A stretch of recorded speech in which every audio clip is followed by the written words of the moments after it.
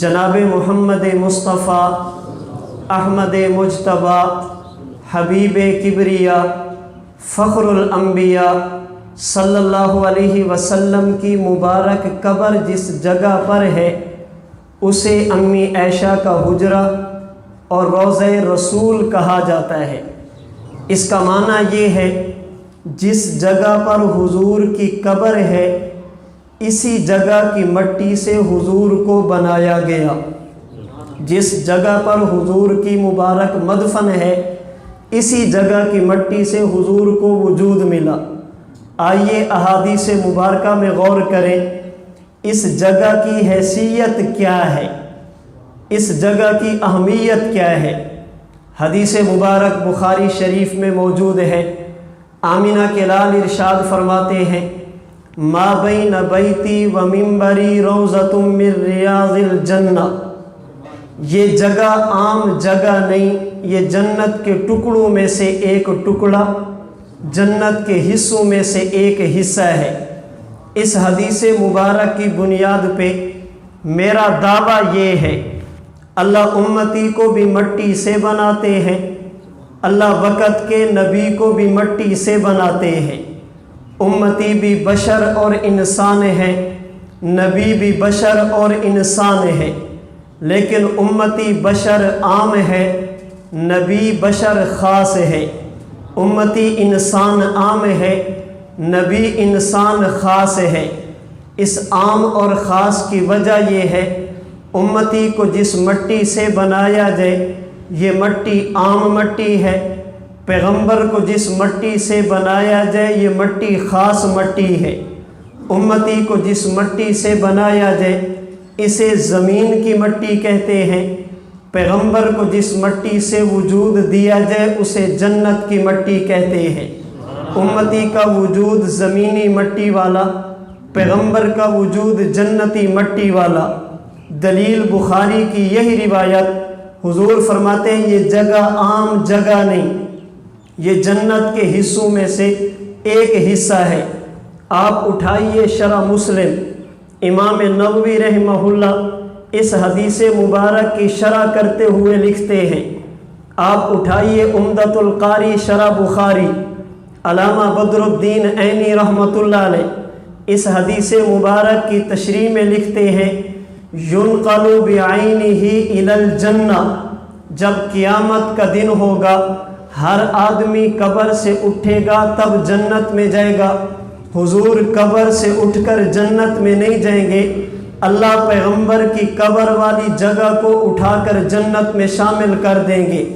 اس سے مزید زیادہ وضاحت سلطان المحدثین حضرت ملا علی قاری رحمہ اللہ نے مرکات شرح مشکات میں امام مالک رحمہ اللہ کے حوالے سے لکھی۔ امام مالک رحمہ اللہ فرماتے ہیں، والحدیث باق علی ظاہرہ، نبوت نے جو یہ فرمایا یہ جگہ جنت کا حصہ ہے یہ آج بھی اپنی حقیقت پر محمول ہے۔ وجہ یہ ہے، فرماتے والروضۃ قطعۃ من الجنہ، اس لیے کہ روضہ یہ جنت کے ٹکڑوں میں سے ایک ٹکڑا ہے، نقلت من الجنۃ وستعود الیہا، یہ جگہ جنت سے آئی تھی، یہ جگہ جنت ہے اور قیامت کے دن اسی کو جنت میں شامل کیا جائے گا۔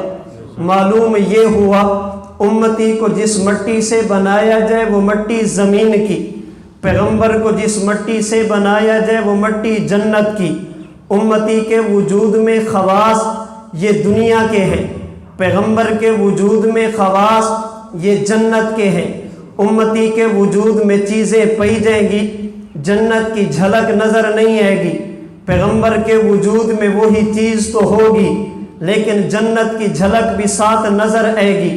ملا علی قاری رحمۃ اللہ علیہ مرکات شرح مشکات میں حافظ ابن حجر رحمہ اللہ کے حوالے سے لکھتے ہیں، وَإِن لَّمْ تَمْنَ نَحْوَ الْجُوعِ لِاتصَّافِهَا بِصِفَةِ دَارِ الدُّنْيَا، فرماتے ہیں سوال ذہن میں آتا ہے، اگر نبی کا وجود جنت والا پھر نبی کو بھوک کیوں لگتی ہے؟ اگر نبی کا وجود جنت والا پھر نبی کے وجود سے پسینہ کیوں نکلتا ہے؟ اگر نبی کا وجود جنت والا پھر نبی کے جسم سے لعاب کیوں نکلا؟ اگر نبی کا وجود جنت والا نبی کے جسم سے بول و براز کیوں نکلا؟ اگر نبی کا وجود جنت والا پھر پیغمبر پہ دنیا میں نیند کیوں آئی ہے؟ اگر پیغمبر کا وجود جنت والا اللہ کے نبی نے نکاح کیوں کیے ہیں؟ اگر نبی کا وجود جنت والا پھر نبی پہ وفات کیوں آئی ہے؟ ممکن ہے کوئی بندہ آپ سے بھی کہے اگر یہ جگہ جنت کا ٹکڑا ہے، اگر یہ جگہ جنت کا حصہ ہے، اس جگہ پہ تو کافر بھی جاتا ہے، اس جگہ پہ تو مشرک بھی جاتا ہے، مشرک تو جنت میں نہیں جا سکتا۔ اگر مسجد نبوی یہ جنت کا حصہ، اس میں مشرک کیوں گیا ہے؟ اگر روضہ رسول یہ جنت کا حصہ، اس پہ غیر مسلم کیوں جاتے ہیں؟ ممکن ہے کوئی بندہ آپ سے کہہ دے اگر یہ واقعی جنت ہے، جنت میں تو موت نہیں آتی، پیغمبر کو موت کیوں آئی ہے؟ نبی پر تو موت آئی ہے، اگر یہ واقعی جنت ہے تو موت بھی نہیں آنی چاہیے۔ ملا علی قاری فرماتے ہیں علم تمنا نحول جوئی، جنت کا تقاضا تو یہ تھا نبی پر نیند بھی نہ آتی، جنت کا تقاضا تو یہ تھا نبی کا پسینہ بھی نہ نکلتا، جنت کا تقاضا تو یہ تھا اللہ کے رسول کو نکاح کی ضرورت بھی نہ پیش آتی، جنت کا تقاضا تو یہ تھا نبی کے جسم سے بول و براز بھی نہ نکلتا، جنت کا تقاضا تو یہ تھا پیغمبر پر موت اور وفات بھی نہ آتی، لیکن یہ آیا ہے۔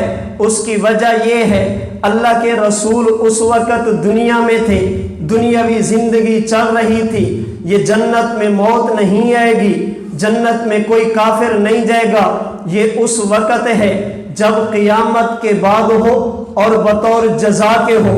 اب کوئی مشرک نہیں جائے گا، کوئی کافر نہیں جائے گا، موت بھی نہیں آئے گی۔ اللہ کے رسول تو قیامت سے پہلے دنیا میں ہے، بطور جزا کے نہیں ہے، یہ تو دار العمل ہے، دار الجزا نہیں ہے۔ میں مزید وضاحت عرض کرنے کے لیے دو باتیں عرض کرتا ہوں۔ اٹھائیے امام جلال الدین سیوطی کی تفسیر الدر المنصور سورۃ الصافات میں امام سیوطی نے ترجمان القرآن صحابی رسول حضرت عبداللہ بن عباس سے نقل کیا، ابراہیم علیہ السلام اللہ کا حکم سمجھ کر بیٹے کی گردن پہ چھری چلانے کے لیے تیار ہیں، بیٹا ذبح ہونے کے لیے تیار ہے، اللہ نے اوپر سے دمبا بھیجا، اسماعیل کو بچایا ہے، دمبے کو ذبح کرایا ہے۔ سوال یہ ہے کہ یہ دمبا کہاں سے آیا؟ ابن عباس فرماتے ہیں یہ دمبا جنت سے آیا تھا، 40 سال تک جنت میں رہا تھا، 40 سال تک جنت کی خوراک استعمال کی تھی۔ سوال یہ ہے کہ جنت میں تو موت نہیں، یہ دمبا ذبح کیوں ہو گیا؟ جنت میں تو وفات نہیں، اس دمبے پر موت کیوں ہوئی ہے؟ جواب یہ ہے یہ دمبا جنت میں نہیں تھا، یہ دمبا دنیا میں تھا، موت نہیں آئے گی اس وقت جب بطور جزا کے ہو، حشر کے بعد ہو۔ اٹھائیے مفسرین میں سے امام قرطبی کی تفسیر قرطبی، امام قرطبی نے لکھا ہے حضرت ابراہیم بیت اللہ تعمیر کرنے لگے، حضرت جبرائیل ایک پتھر لے کر حاضر ہوئے۔ جبریل یہ پتھر کیا ہے؟ یا رسول اللہ اسے حجر اسود کہتے ہیں، یہ کیسا پتھر ہے؟ یا رسول اللہ یہ جنت کا پتھر ہے، حضرت آدم ساتھ لے کر آئے تھے، پتہ یہ چلا حجر اسود یہ جنت سے آیا ہے۔ میرا سوال یہ ہے اگر یہ جنت سے آیا مشرکین اسے چومتے کیوں تھے؟ اگر یہ جنت سے آیا مشرک اسے اٹھاتے کیوں تھے؟ اگر یہ جنت سے آیا اسے ہاتھ کیوں لگاتے تھے؟ جنت میں صفائی کی ضرورت نہیں۔ اگر یہ جنت سے آیا ہے اسے دھونا کیوں پڑتا ہے؟ خوشبو کیوں لگانی پڑتی ہے؟ صفائی کی ضرورت کیوں ہے؟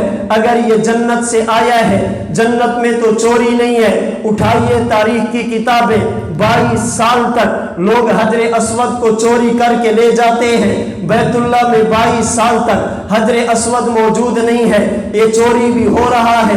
صفائی کی بھی ضرورت ہے، خوشبو کی بھی ضرورت ہے، اسے دیکھنا بھی پڑتا ہے، کافر چھوتا بھی ہے، وجہ یہ ہے، یہ آیا تو جنت سے ہے، رہتا دنیا میں ہے، دنیا میں رہنے کی وجہ سے کافر ہاتھ بھی لگا لے گا، دنیا میں رہنے کی وجہ سے کافر چوم بھی لے گا، دنیا میں رہنے کی وجہ سے اس کا بوسہ بھی لے لے گا۔ نبی کا وجود جنتی، پسینہ آیا ہے، دنیا میں رہنے کی وجہ سے موت آئی ہے، دنیا میں رہنے کی وجہ سے دنیاوی معاملات آئے ہیں، دنیا میں رہنے کی وجہ سے جس طرح حجر اسود اور دمبا جنت سے آئے، دنیا میں رہنے کی وجہ سے دنیا کے احوال ان پر طاری ہوئے۔ اللہ کے نبی کا وجود بھی جنتی ہے، جب تک نبی دنیا میں تھے اس پر بھی دنیا کے احوال طاری ہوئے ہیں۔ اللہ کے رسول دنیا میں تھے۔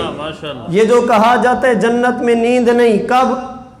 جب قیامت کے بعد بطور جزا کے ہو۔ یہ جو کہا جاتا ہے جنت میں موت نہیں، کب؟ جب قیامت کے بعد بطور جزا کے ہو۔ اللہ کے رسول دنیا میں رہتے ہیں۔ ابن حجر اسقلانی نے اس میں دو باتیں بیان کی۔